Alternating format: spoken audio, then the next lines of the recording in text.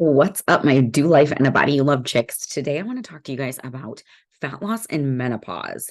So, there is so much confusion about this topic. There is so much hype, and honestly, just like a ton of hoaxes that are going around right now about what it takes to lose weight when you're in menopause.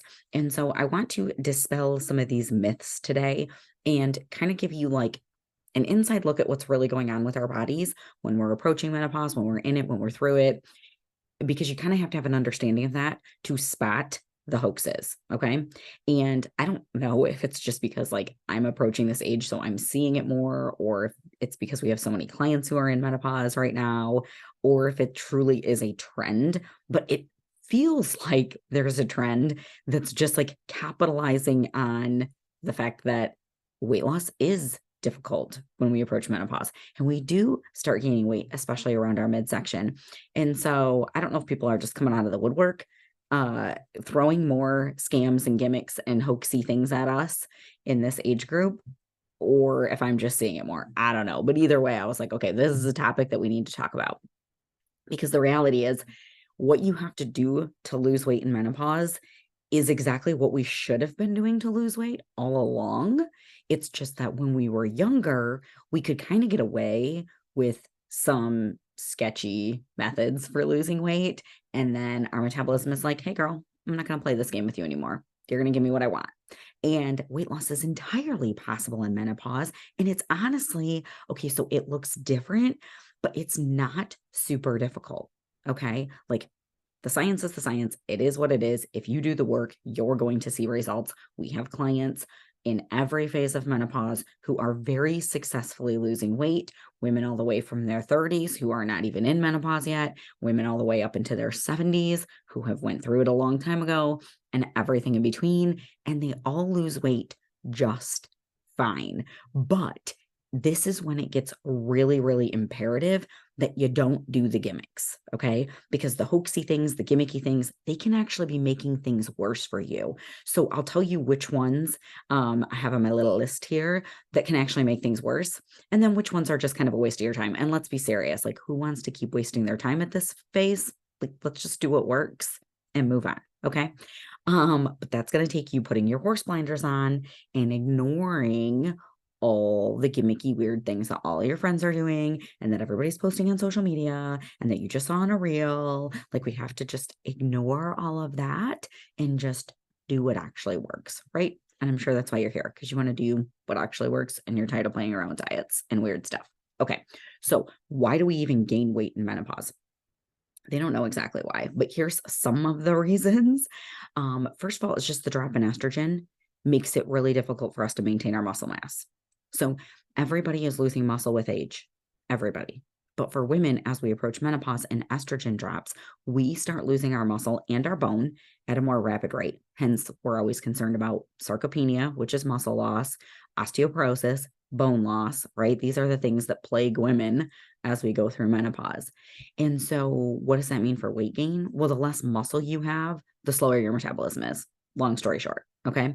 And so women are always like, well, I don't really care if I have muscle. I want to look toned, or I just want to lose my muffin top. And it's like, okay, but how you do that is by maintaining your muscle. And so it becomes imperative that we maintain or even build more muscle if we feel like our metabolism is slowing down with menopause. And then the other thing that happens with that drop in estrogen is that where we put our fat changes its distribution. So when women are younger and their hormones are such, we genetically and then hormonally will put fat wherever it's going to go. So for some of you that have men, your boobs, your butt, your hips, your thighs, and everybody's a little bit different with that, right? But then as you approach menopause and estrogen starts to drop, you'll start putting it in your belly. Now, some of you may have always just put it there, like me. Mine didn't go to the lady areas. Mine's always went to my belly. Yay me. But even if yours always went to your butt, you start approaching menopause and you're like, what? I'm not even really gaining weight, but like my butt's shrinking and my belly's growing. And this is like the opposite of what I'm going for here. Right. And that's that drop in estrogen. So now if it's going to our belly more than it used to, does that mean that we need to like target our abdomen for fat loss. No, you can't target specific areas for fat loss. We talked about this on the episode a few back that was about like losing belly fat. But what you can do is just lose fat globally all over on your body. And that is then going to dip into that menopause. So they call it. What a great name, right? Okay, so that's what's going on behind the scenes. Now, there's also like we start to have like some lipid issues in our blood, like high cholesterol, things like that. Yes, type 2 diabetes becomes more common. They don't know if that's exactly from the hormones or if it's because we're gaining weight and then in turn those things are happening. Like, and honestly, it doesn't matter what came first, the chicken or the egg. The solution is the same regardless. So if you are experiencing this, if you're putting fat in your belly and you never used to, if the scale is going up and up and you're just like, what the heck is happening? No worries, boo. You can totally, totally, totally get this under control. But here's the things you don't want to do. So number one is going plant-based. Sorry. Like, I know I probably just lost some listeners. Don't care. It's the truth. You going plant-based, if you're struggling to maintain your weight in menopause, is pretty much detrimental to what you're trying to do. So think about it. Plant protein is not utilized the same as animal protein in your body. You can eat the same amount of plant protein and the same amount of animal protein, and they're not going to stimulate your muscle growth in the same way. Now, not to mention that it usually takes a lot more calories to consume to get the same amount of protein from a plant than it does an animal. Like there's just more protein per calorie in chicken breast than there is if you do like beans and rice, or you're trying to combine plants to get this like the total protein, a complete protein. Sorry, I'm all blah, blah, blah today. But so you're going to have to eat more calories to get the same amount of protein. Well, if we're having a hard time maintaining our weight, we need less calories. Now, not everybody, some of you are under eaters. That's a whole different topic. But in general, we need to be eating less, not more, and we need to be eating more protein. So we need that ratio to be better. And a plant-based diet just does not get you there. So will you lose weight on a plant-based diet? Yes. Most people who go plant-based do lose weight. Is that a good thing? Not necessarily. So here's the deal. If you're like just going through the fast food 24/7 and not eating anything that's healthy at all, and you're like way, way, way over on calories, like you're having like 3,000, 4,000 calories a day, by all means, go plant-based. It's going to be better for you. I'm not saying it's the worst diet in the world, but it's not optimal. So just because it's better than the standard American diet, and just because you're going to see the scale move, doesn't make it better. What's also happening is you're not getting enough protein for your muscles. So when we lose muscle, the scale goes down. So here's the crux of every hoax out there for weight loss, whether you're talking about menopausal weight loss or not. What we really want is fat loss. There is a big difference between weight loss and fat loss. Rapid weight loss or any sort of weight loss that's dipping into your muscle, it's going to make your scale go down. But it's also going to make it harder for you to maintain yourself at that weight, because what you're doing is you're losing a little bit of fat and some muscle. Well, that's detrimental for the menopausal woman because we're already at a disadvantage with our muscle, right? And so we have to protect it. So if you've ever thought like, oh, it's so annoying, my husband can just eat whatever he wants and he doesn't gain weight, or it's so much easier for him to lose weight. Why is it so much easier for men? Blah, blah, blah, blah, blah. Well, a big part of that is because they have more muscle than us. So don't put yourself at this disservice by doing things that are going to cost you your muscle, and going plant-based is going to cost you muscle. It just is what it is. I don't care about like the freak outliers who are athletes who perform very well on a plant-based diet. You guys, those are outliers.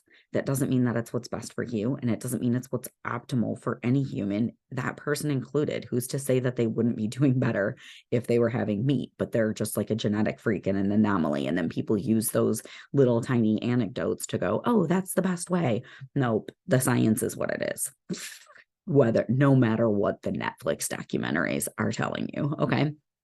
And then the other thing too, so with menopause, I'm sure you've experienced this if you're in the middle of it, sleep disruptions, right? So when we have poor sleep, something that does happen is we also have poor glucose regulation.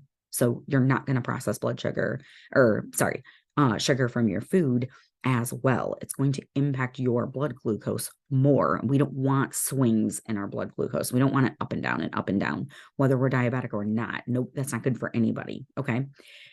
Now, does that mean that you can't have carbs? No. What it means is you need to have your carbs strategically timed out and in the right food pairings, and you need healthy carbs instead of like simple carbs. Like think you want a sweet potato instead of a candy bar.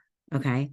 And so, one more reason why it's going to be more difficult on plant-based, you're just going to have to eat a crap ton more carbohydrates to even get your protein. Okay. So that's like one tiny little reason there. But then that brings me to my next point. Do we have to drop carbs? Well, the answer is no. Every single one of our clients right now is on carbohydrates. Like every single one. It doesn't matter her age, where she's at in menopause. Now some of them are on varying degrees of carbs, but they're all eating carbs. Nobody's even close to a ketogenic diet. They're not even on a low carb diet. They're on a moderate, normal amount of carbohydrates. Okay. And you're going to function best that way. Usually, there are some people who seem to do better with lower carbs, but most women tell me if I eat carbs, I balloon up. And what the reality is we're just not eating the right carbs and we're not eating them in the right timeline. So if you want to drop carbs, is it going to hurt you? No, probably not, unless you have some reason not to, maybe some thyroid issues or things like that. But I don't see that as being like a detrimental one. Where it is sort of detrimental is that it's hard for most people to follow forever, and how you lose it is how you have to maintain it. So again, we always want to be doing things where we're like, oh, I could eat this way forever. If you're following any sort of meal plan and you're like, I'm counting down the days till it's done, it's not sustainable. That's literally what that means. And so if you know that you can't stick with low carb forever, then just don't even lose the weight that way, because you don't have to. So now the other big hoax that's out there, so plant-based, number one. Number two is that you have to drop carbs. No, you don't. But then there's also all of these, like, you have to ditch this specific food when you're in menopause movements out there. And so like dairy is a big one that I see. Gluten's a big one that I see. Carbs, obviously, we already talked about that. What are some other ones I've seen? I can't think right now. Those are the main ones. Okay, here's the deal. If you function better off of gluten, by all means, get rid of it. But that has nothing to do with menopause. That's true whether you're in menopause or not. It's not like something magically happens to you and your body loses the ability to process gluten when you go through menopause. You either process it well or you don't. There may be some gut health issues. And once you resolve those, you do okay with gluten. But while your gut is a mess, you don't. Like, that's a thing completely separate from menopause. But a lot of people lose weight when they take gluten out. And it doesn't mean that they can't process gluten. It's just that you eliminated a lot of foods. Now, the same thing is true for dairy. People do lose their ability to process lactose as they age. Some people, it's completely like genetic. And so if dairy doesn't bother you, you absolutely can keep dairy. It's not a problem. But most people lose weight when they cut dairy out. Why? Well, because it's a ton of fat. Like if you are a cheeseaholic and like there's cheese on everything and you're making bread out of cheese and it's just cheese for days, and you go and you cut cheese out, you just eliminated so much fat and calories. So like, was it bad for you to do that? No. But again, is it sustainable for you? So instead of taking things away, it's all about having them in the right amounts and in balance with the other food that we're eating. I don't feel like we're doing anybody a service by vilifying specific foods that aren't actually a problem for them when we can teach you how to eat them. I don't want to even say the right way, because I hate like vilifying things and making things like good, bad, blah, blah, blah. But there is a way that you can enjoy all of these things and keep them and get back to a healthy weight even when you're in menopause. And that's more sustainable. So you're just going to keep it off for longer if you can incorporate more foods that you like that aren't bothering you. So no, there's no magic food that you have to get rid of when you're in menopause. And there's no magic food that you have to add when you're in menopause. It's not like, oh, well, if you eat these berries, like in your menopause, you're going to lose belly fat. Like all this stuff is just hoaxes. Okay, one more food one, and then we're going to move on to some exercise ones. Okay. So the last food one that I see, and I hate this one, is fasting. Okay. There is no magical eating window for women in menopause. Like, let's be clear about this. Now, is it good for you to stop eating in the evening before you go to bed? Yes, that's true for every person. It doesn't mean you have to stop eating at 4 p.m. though. You have to find your sweet spot. Like, where can you go to sleep, not full, but also not so hungry that you're starving to death? Like, there's a zone there, right? But you don't have to have like a 16, 18, 24-hour fasted window to lose weight in menopause. And in fact, okay, 12 hours is appropriate. Some women can handle up to 16, but honestly, again, if your body's in this situation where you don't have enough muscle, and that's actually the reason why you're having a hard time losing weight, fasting's not helping you.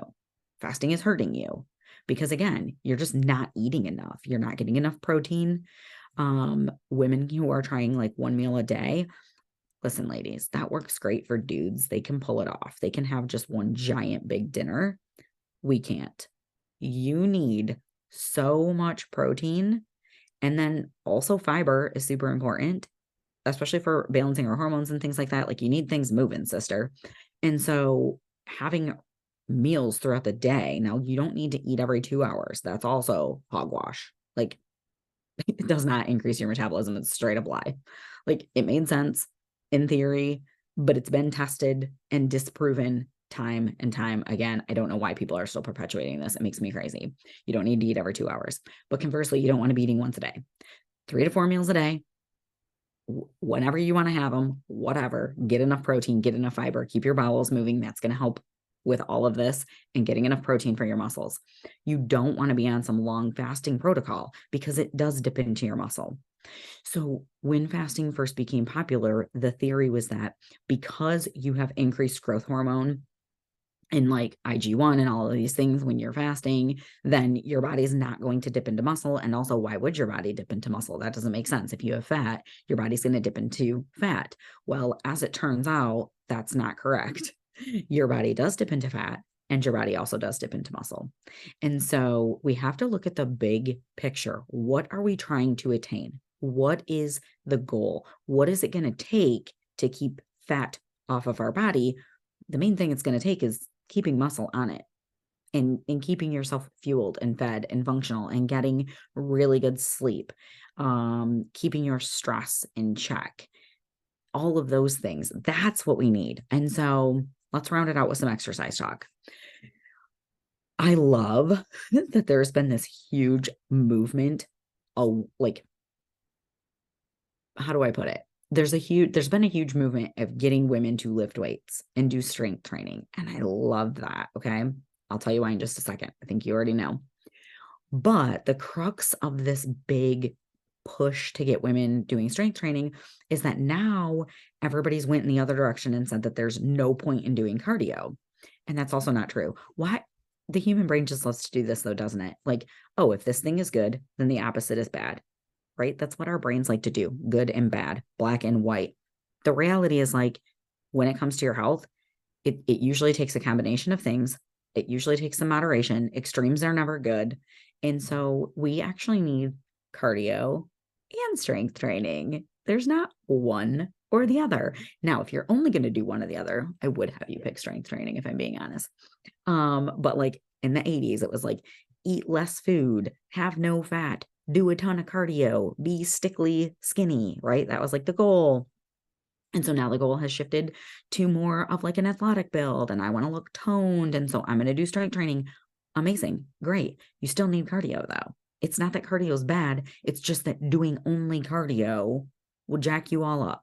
Okay. Well, I mean, it's better than doing nothing, but we need the strength training, obviously, because we're trying to put on muscle, right? We need it. So I don't care if you're doing body weight, bands, actual weights, whatever you're going to do, put some pressure on that muscle and bone, sister. Your bones need it. Your muscles need it. That's what's going to give you that toned look. But we also still do need to have a certain level of cardiovascular fitness. You want your heart and your lungs and all of this healthy and strong, and that starts to diminish with age too. And so you can only, like, if you get really, really into strength training, you can only lift so much without having a good metabolic base, or sorry, cardiovascular base, because you need that to be able to even lift better. So the two go well together. And this does not mean that your cardio needs to be aggressive. In fact, like a lower zone cardio, like a low steady state where you're like, you're not super winded, but you can kind of tell that you're working out. You're not like panting, but if somebody was talking to you on the phone, they would be like, oh, I can tell she's working out. Like that's a really sweet spot for fat loss, and for metabolic health and flexibility. And so get your cardio, get your strength, eat your protein, eat your healthy carbs, get that fiber in so you're moving your bowels. It's so basic, right? It's so boring that people like don't believe me, but like that's it. That's what you do. Like it's not rocket science, you guys. But if we're doing things that cost us our muscle, and most women do, especially in menopause, we start freaking out that the scale's going up. We start freaking out that we have fat in our belly that we never used to have. And so we start doing really drastic things like huge calorie deficits, eliminating a bunch of food groups, not getting enough protein, just doing a ton of cardio, no strength training, or like whatever the thing is. We got to take a time out. You got to be patient with your body. You can get it there if you're patient and you keep your eye focused on your body composition instead of driving down the scale. But don't fall for the gimmicky things. There's not like a specific food you can't have in menopause. There's no magical menopause diet. This is just marketing basically.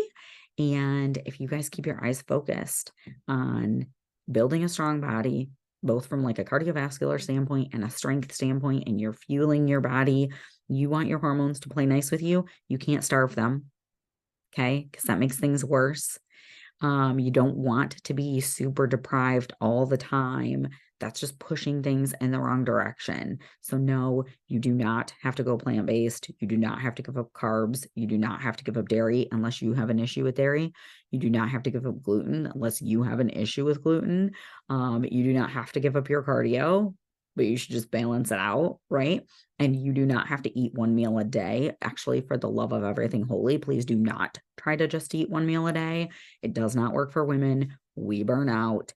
Yes, even in menopause. So I promise you, you can get back in a body that you love, no matter what phase of menopause you're in. If you guys have questions about this, let me know. Shoot me a message on Facebook, post it up in the Simplified Fat Loss group. I love this topic. I would love to talk more about it if there's anything that's coming up for you. And if not, I'll catch you next week. Oh, and if you guys are liking this, will you do me a favor and share the podcast? If you listen to it on like iTunes, leave a review. If you listen on YouTube, drop a comment, give a little heart, a little like, something that helps get this out there to more women so that they can also stop doing gimmicky weird things for their body and get back in a body they love while they're living a life that they love, because that is the whole goal here. I would appreciate it so, so much. And I will catch you next week.